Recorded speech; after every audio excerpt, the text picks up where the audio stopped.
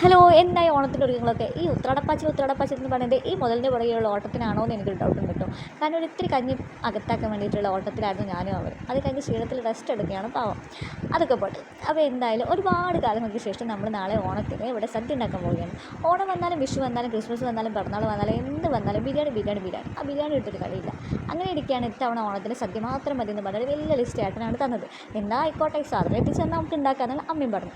അങ്ങനെ നമ്മൾ സാധനത്തിന് ഓർഡറൊക്കെ കൊടുത്തു. ഏട്ടൻ അതൊക്കെ എത്തിച്ചെന്ന് എന്തൊക്കെ മേടിച്ച് വന്നാൽ എന്തെങ്കിലുമൊക്കെ ഒന്നും മറന്നിടേ രണ്ടാമത് പോകുന്ന ഒരു പതിവ് നിങ്ങൾക്ക് എല്ലാവർക്കും ഉണ്ടാവുമല്ലോ അല്ലേ? അതേപോലെ തന്നെയായിരുന്നു ഇവിടെ. ഒരു 100 വട്ടം തന്നെ ഏട്ടൻ കടയിൽ പോയത്.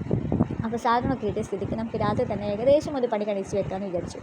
അങ്ങനെ നമ്മളിത് പുളിയിഞ്ചിയൊക്കെ ഉണ്ടാക്കി. അത് കഴിഞ്ഞ് അവിയിലേക്കും സാമ്പാറിലേക്കൊക്കെ കഷ്ണങ്ങളൊക്കെ അടിഞ്ഞ് വെച്ചിട്ട് ഇനി ഈ പൂവും കൂടെ തന്നെ ഇന്നത്തെ ഉത്രാടപ്പാച്ചിലിന് ഏകദേശം ഒരു സമയമായി.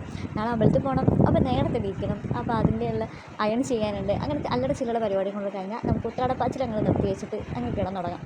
അപ്പോൾ എല്ലാവർക്കും ഹൃദയം നിറഞ്ഞ നല്ലൊരു ഹാപ്പി ഓണം നേർന്നുകൊണ്ട് ഞാൻ അങ്ങ് പൊക്കോട്ടെ. അപ്പം ബായ്.